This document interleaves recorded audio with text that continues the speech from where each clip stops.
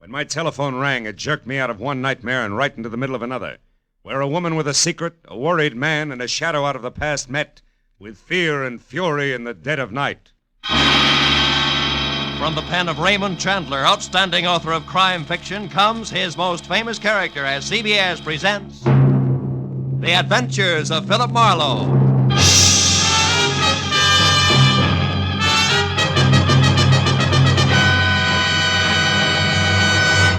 And now, with Gerlad Mohr, starred as Philip Marlowe, we bring you tonight's exciting story, The Friend from Detroit.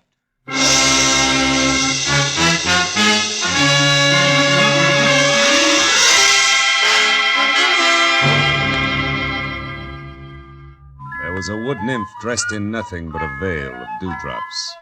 She was pirouetting from one huge bluebell to another on gossamer wings. And with every turn, she smiled and came closer. But just as I reached out for a hand, something happened. The bluebells changed into old tomato cans and started to ring. A bandy-legged little man with a jackhammer went to work on my head. I fell over a cliff, and just before I landed on a red-hot pile of broken Scotch bottles... I woke up. But the jackhammer didn't stop. I switched on the light and looked at my watch. It was 1 a.m. and the phone on my bed table was screaming for an answer. Hello? Marlowe, this is Dave. Betty's gone. She's in trouble. You gotta help me, Marlowe. You gotta come over to my apartment right away. Wait a minute. Who is this? Dave Pryor. I run the coffee joint on the corner. You know me. Yeah, sure, Dave. I remember. What's the matter? My wife, Betty, she's gone. You gotta help me. Dave, it's 1 o'clock in the morning. I'm in bed. Besides, you know I don't monkey with family quarrels. It's not like that, Phil. Believe me, I'm scared for her. Phil, please, come over to the apartment. 2000 Beechwood right away. It's a matter of life. Okay, I'll be there in 10 minutes.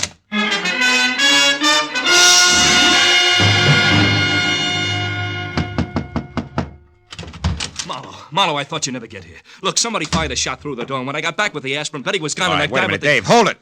I'm not even awake yet. Look, sit down. Take it from the top. Slow. Yeah, okay.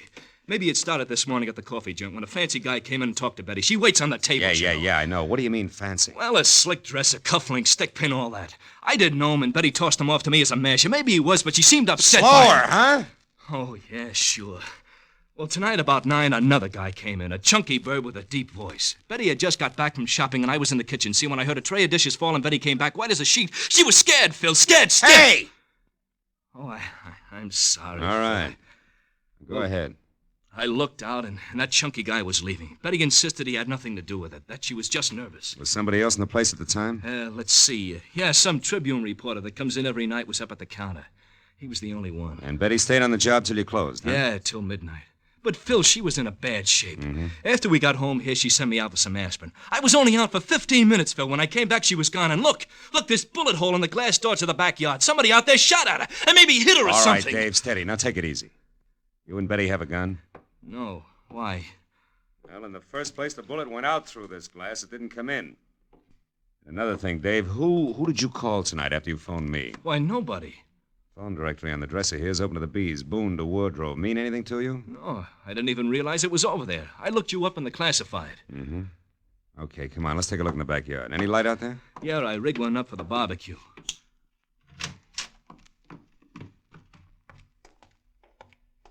Look, Marlowe, Dave, there must be take it something easy. Now, we'll straighten this out, believe me. Let's see. Line of sight seems to run somewhere between the barbecue and the gate. No footprints, though. Maybe... Marlowe. Marlowe, here by the tree. It's a hat. Gray snap brim, initials VR on the sweatband. VR. Mean anything to you? I know. Sure, that's Van Remini's hat. He's the newspaper guy I told you about. Tribune reporter that was in your place tonight? Yeah. Why should he be dodging bullets in your backyard? I don't know. Dave, where's Betty from? Detroit. When she came out here, I gave her a job. And then you both fell for each other and got married, huh? Yeah, 2 years ago next month. And we've been happy, Phil. We've been... Yeah. Now, look, Dave. Why did you call me instead of the cops? I guess I'm afraid she's mixed up in something bad. You know, if it turns out that way, I'll have to call him myself. Okay, Phil. But you're on my side until you know for sure. Yeah. All right, now you stay here, close to your phone. Okay. I'll check with you. Right now, I got to get a line on a bare-headed reporter. He can get us started if he hasn't lost anything more than his hat when I find him. So long, Dave.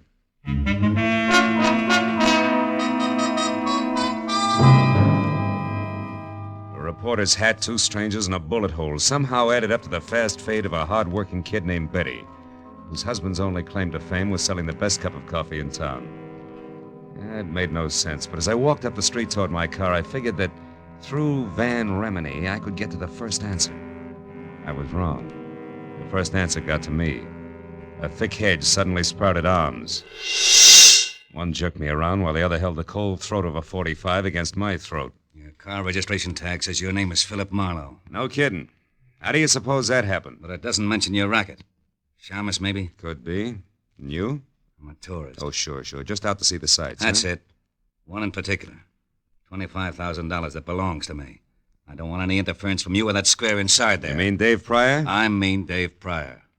I'll go back in there and tell him to cool off. The little woman is all right. She's just helping an old friend, you might say. Might I say you're the friend? Never mind. Unless Mr. Jitters in there kicks up a fuss, everything will be fine. Betty knows what she's doing, and she's got a lot of talent for it. Too much to waste slinging hash. And remember what I said, Marlowe. Lay off. I'll remember more than that about you, Foghorn. Just remember to count 10 before you move, boy. Well, there's no point in trying to outsmart a .45. And with 3 steps, Foghorn vanished in the night. Also gone was a big chunk of my respect for a doll named Betty Pryor and her taste in old friends. Just so I wasn't jumping to conclusions, I went to my car and drove down to Hollywood Boulevard.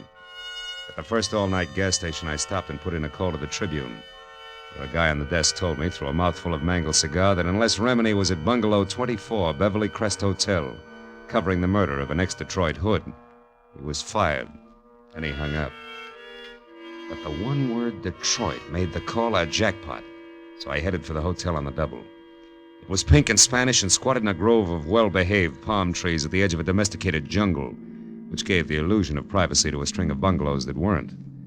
But number 24 had all the privacy of a glass-faced cutaway beehive when I pulled up in the middle of 2 squad cars and an ambulance and went inside. Sprawled on the floor in front of a desk was the very well-dressed Exhibit A, complete with cufflinks and stickpin, and presiding as usual was Detective Lieutenant Ibarra, who didn't see me until I walked up beside him. What are you doing here, Marlowe? I can smell blood clear across town. What's the story, Ibarra? The name is Spec Willard, a gambler from Detroit. Retired out here to California a few years back to play horses and women. He was shot to death at about 8 o'clock tonight by a person or persons unknown. Another gang job? No, I don't think so. Looks more like armed robbery that'd get out of hand. How so? We found a currency wrapper from a local bank that read $25,000 in an open drawer in the bedroom.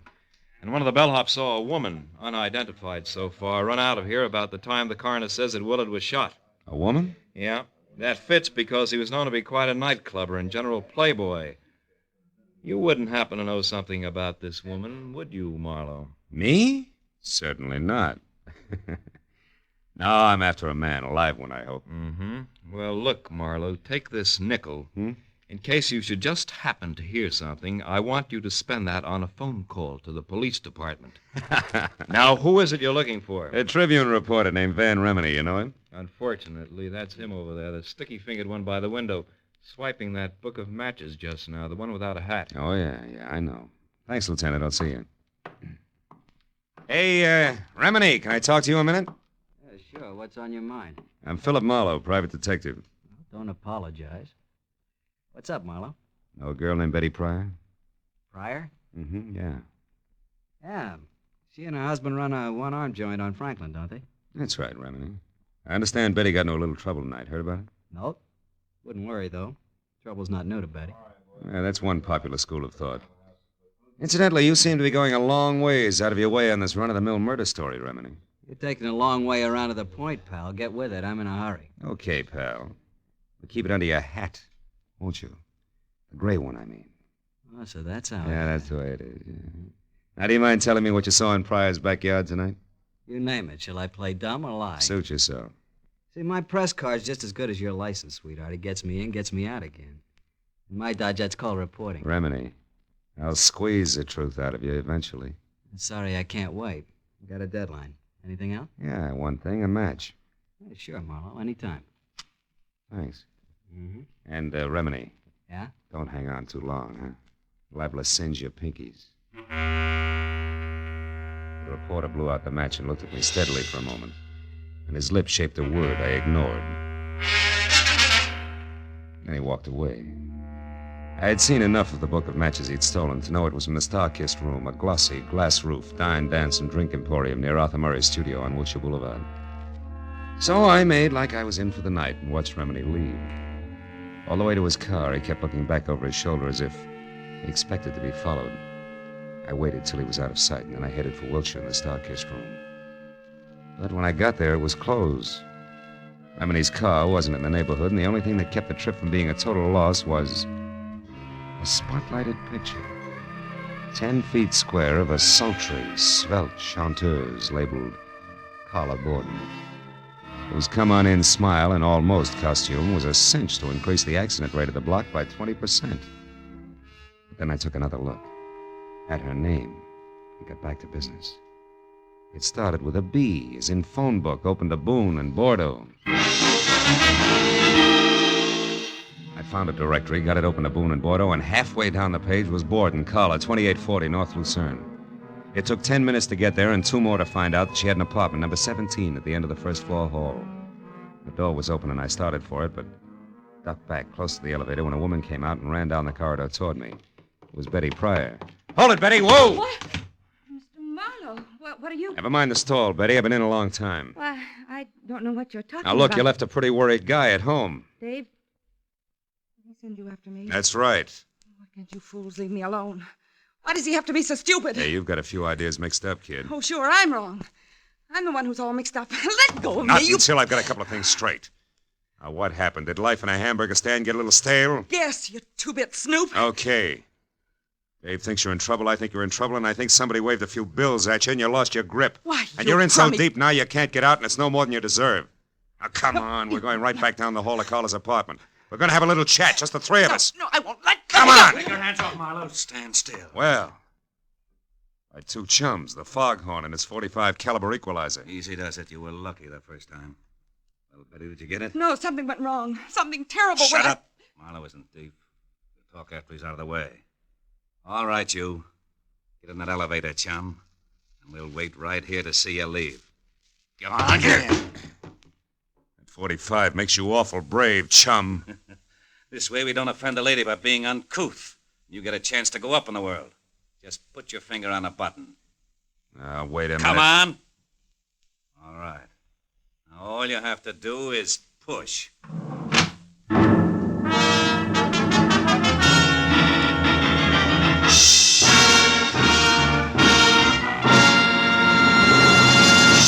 In just a moment, we will return to the second act of The Adventures of Philip Marlowe. But first, the most famous neighbors in radio, the Ronald Colmans, will pay Jack Benny a visit again tomorrow as CBS's Great Sunday Night gets underway with another star-studded group of famous entertainers.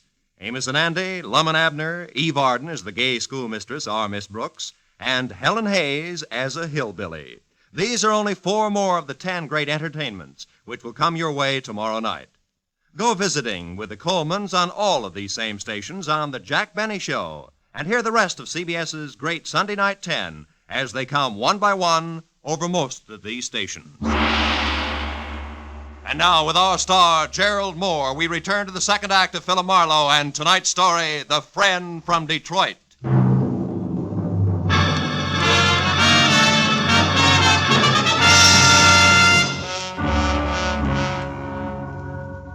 My cage on cables was 10 exasperating seconds getting to the next floor. And I was another 10 getting free of it, back down the stairs and out into the dark street where the red splash of a taillight disappeared around a corner. And that was all that was left of Foghorn and company. So I turned back toward Carla Borden's room. When I stepped across the threshold, I found that with the exception of a single bureau that was still intact, apartment number 17 looked like it had just played host to the vortex of a cyclone. A bed, a chest of drawers, another bureau, a desk, everything was inside out. And in the middle of all that was the body of Carla Borden. Blood from a deep, ugly cut on her head, staining the snow-white front of her Angora sweater. I saw something else, which reminded me that this was not the first corpse of the night. The plush leather frame was shaped like an oversized lifesaver, and in it was the picture of a handsome man, all smiles, inscribed, "With love to my very best girl, Speck Willard." It was 10 minutes before I got through to Lieutenant Ibarra, who was still up at the Beverly Crest Hotel. After I told him about Collar and her connection with the late Mr. Willard and Betty Pryor and my connection with Dave, I stopped talking and listened. Marlowe, we just learned that Willard had some kind of a $25,000 caper going with one of his old mobster friends from Detroit, named Joe Lazar. Well, maybe it's something with a voice and active below bottom? The same, Phil. Anyhow, it looks like they worked out a gambling deal for old time's sake. At the last minute, Willard tried to welch on Lazar and got killed for his trouble. Then Lazar searched the place until he found the $25,000. No. That part doesn't fit, Ibarra. How so? Well, I've run into Lazar twice tonight. I know he and the money are still strangers. Oh? After what happened here with the team of Betty and Lazar getting to the singer Carla, I figured they're still looking for it. Also, I figured Carla was somewhere near when Lazar killed Spec Willard, and that she took the money and...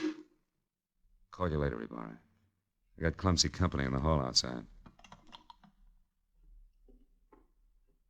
All right, ballerina, get your foot out of that bucket and come on in with your hands up. Well, the man with the very long nose for news. What brings you around, Remini? For one thing, the fact that you got no corner on brains, Marlowe, and for another... Who did that to her? Our mutual friend, Betty Pryor, and her running mate. I believe they were looking for $25,000. Did she and Joe Lazar get the money, Marlowe? No, they... Remini, how did you know the man with Betty was named Joe Lazar? Haven't you heard? I'm a good reporter, Marlowe. The kind that keeps eyes and ears open and mouth shut. It isn't until I know the whole story. Which, as far as you're concerned, is precisely what? That I happened to be... You happen to be? That I happened to be in Dave's restaurant early this evening, where I recognized the only other cash customer as Joe Lazar, an out-of-work mobster from Detroit. He said something to Betty that scared her right out of a tray of dishes, so I figured I'd find out what was going on. I've been in on the show ever since. Yeah, including a corny blackout up at 2000 Beechwood Drive where you lost your hat running away from a bullet. That's right. Uh-huh. And just so you don't toss and turn when you get around to going to bed tonight, I'll fill in the rest. I followed Betty and Dave from the restaurant to their apartment. I watched her get rid of Dave, and then when I saw Lazar come in, I moved up close to the window. And stayed there until Lazar spotted you and threw a bullet your way? You're very clever. Yes, I am, man. But before that happened, I heard him tell Betty that Spec Willard had talked about a girl singer at the Starkiss Room named Carla Borden. And that since he didn't know Carla on sight, she could have been the lady he'd seen running out of Spec's apartment with a 25 gram. Oh, now that phone book of Dave's open to the bees ties in. I'm so glad.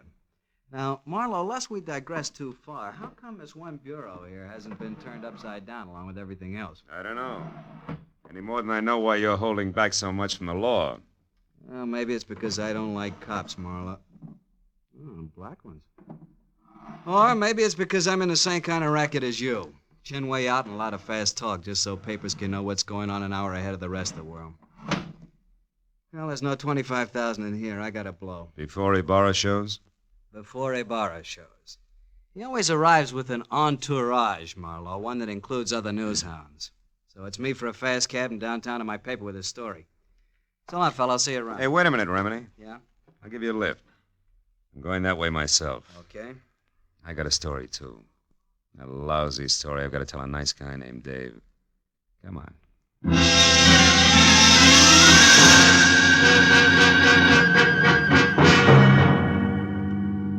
All the time we drove, Remini half-faced me and smoked one cigarette after another while he rattled on about Joe Lazar. The great story he had and a lot of other things I didn't hear because from here to there. I was busy trying to find the right words with which to tell Dave Pryor that his wife was no good. So when we were about halfway to Beechwood Drive and Remini, who was pushing close to his deadline, decided to get out and phone his story in from a drugstore, I was glad. So long, Marlowe. Second after that, I knew I was kidding myself. Because even with just silence for company, I was still no place with the right words.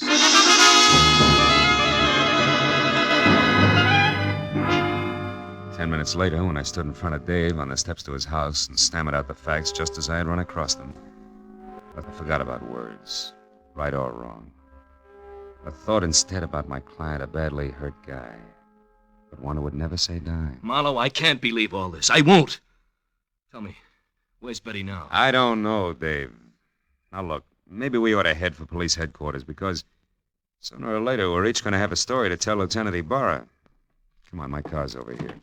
Oh, okay, Phil. I guess that's the only thing to do, all right. Yeah, I guess so. Here. Better have a cigarette, Davey. Oh, thanks. Kid, we'll try to make this as painless as we... As we what, Marlowe? What is it? Hmm? What are you staring at? Front seat. I don't see anything, Phil. What is it? What Shut are you up, staring? Dave, shut up. Give me a minute, will you? Yeah. Yeah, sure. Come on, Dave, pile in. But why, Marlowe? Where are we going? Starkist room to play a long shot. Slapped my foot down hard on the accelerator and kept it that way right through a string of I didn't care what color traffic lights until 5 minutes later when we screeched to a stop, away from the side entrance to the Starkist room. I left Dave in the front seat, piled out fast, and ran a dozen yards to an abrupt halt. At the sight of something that turned the long shot I was playing into an odds-on favorite. It was the stage entrance door, open a couple of inches, and in front of that, and unconscious on the hard sidewalk where he'd fallen, was the clad in blue form of a private patrolman, his pistol holster conspicuously empty.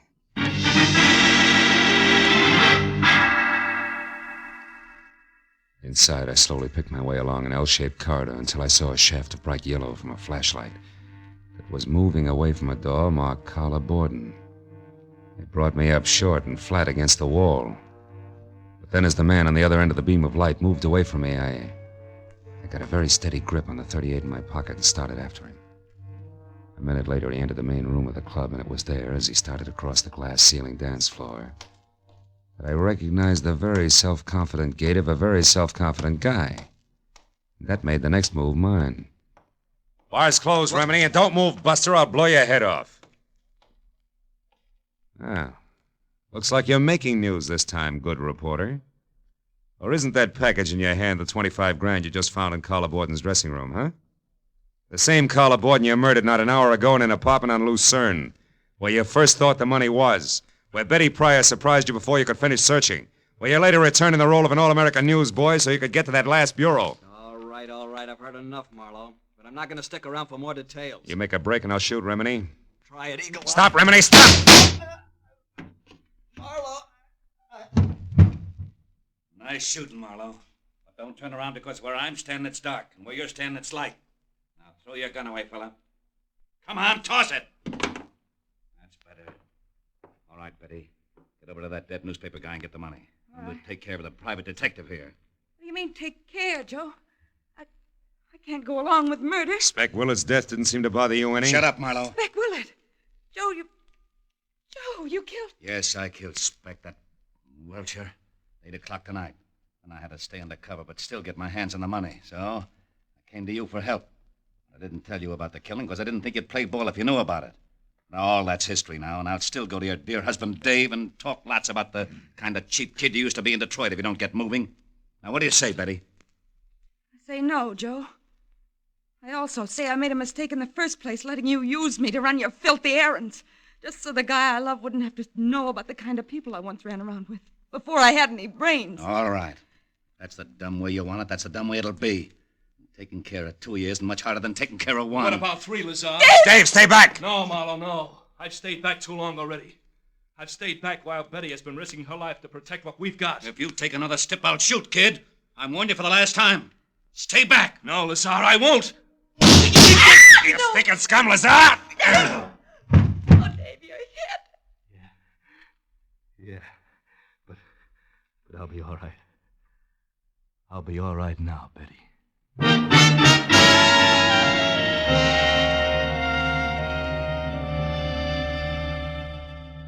Dr. Reese. Dr. Reese, please report to surgery. Well, Mrs. Pryor, Dr. Reese. Marlowe, the please doctor says report Dave's to going to be surgery. fine in a couple of days. Yeah.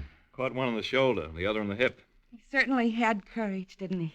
Yeah, and you did all right, too, Betty. Mixing in this whole mess just to keep the home fires burning. Well, Tell me, whatever made you think that a guy like Dave wouldn't understand that you turned over a new leaf? Dr. Reese wanted in I surgery. don't know, Phil. I guess I wasn't very smart. No, you weren't, Mrs. Pryor, but you're lucky because Marlowe here was. And that brings me around to a loose end, Phil. How did you know that Remini was your man? Know that? Because of something I saw in the upholstery of the front seat of my car, Ibarra. Tufts of snow-white Angora, which was the kind of sweater that Carla Borden had on when she was murdered, after they struggled. And since you didn't touch the body yourself, they couldn't have come from your suit. No. And Remini was the only other one who had been in my car. So I figured that the Angora fuzz had gone from Carla's sweater to Remini's suit to my upholstery. All of which means that Remini must have been in Carla's room before I got there as well as after. See? And then once I thought back about his getting out of my car to phone his story in, I realized that when I dropped him near a drugstore, he had also been near the Star-Kissed room. Yes.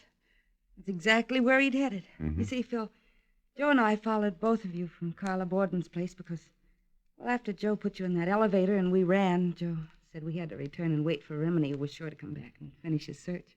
And the whole business because Lazar, after he had murdered Speck Willard, was afraid to publicly go after Carla Borden. And the money he felt was his. Yes. He knew about me and Dave because Speck Willard accidentally dropped into our place this morning. Correction, baby. What? Yesterday morning. Oh, It's now 9 a.m. Oh, and a good time to call quits, huh? Good night, kids.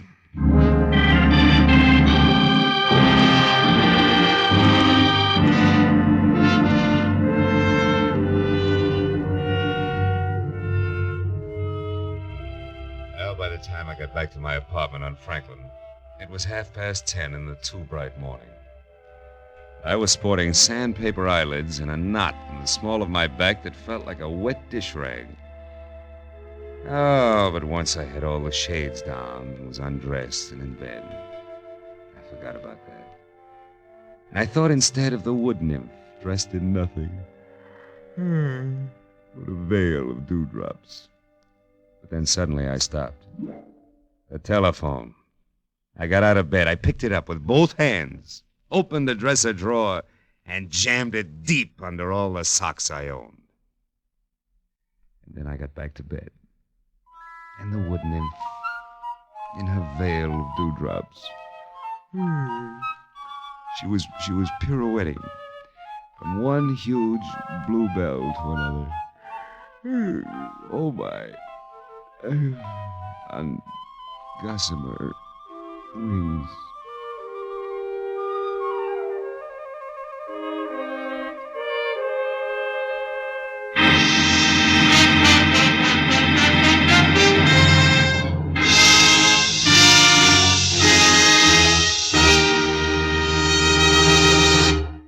The Adventures of Philip Marlowe, created by Raymond Chandler, stars Gerlad Mohr, and is produced and directed by Norman MacDonald. Script is by Mel Donnelly, Robert Mitchell, and Gene Levitt. Featured in the cast were Virginia Gregg as Betty Pryor, Peter Leeds as Dave Pryor, Harry Bartell as Van Remini, and Ed Begley as Joe Lazar. Lieutenant Detective Ibarra was played by Jeff Corey. The special music was by Richard Orant. Be sure and be with us again next week when Philip Marlowe says...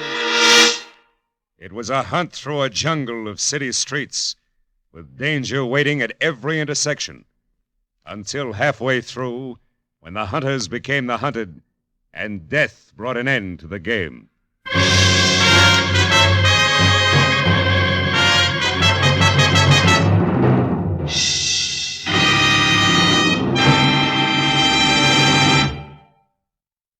The Colemans visiting Jack Benny, plus Amos and Andy, Eve Arden, and Helen Hayes as a hillbilly. Yes, that earlier announcement about CBS programs tomorrow night sounded great, didn't it? Except you Philip Marlowe fans may have been wondering, isn't there a mystery show among that great Sunday night 10 on CBS? Of course there is. One of the great detectives in the mystery world, Dashiell Hammett's one and only Sam Spade. Sam will be here, hard-hitting, fast-moving as always, tomorrow night on most of the same CBS network stations. This is Roy Rowan speaking. Now, stay tuned for Gangbusters, which follows immediately over most of the same CBS stations.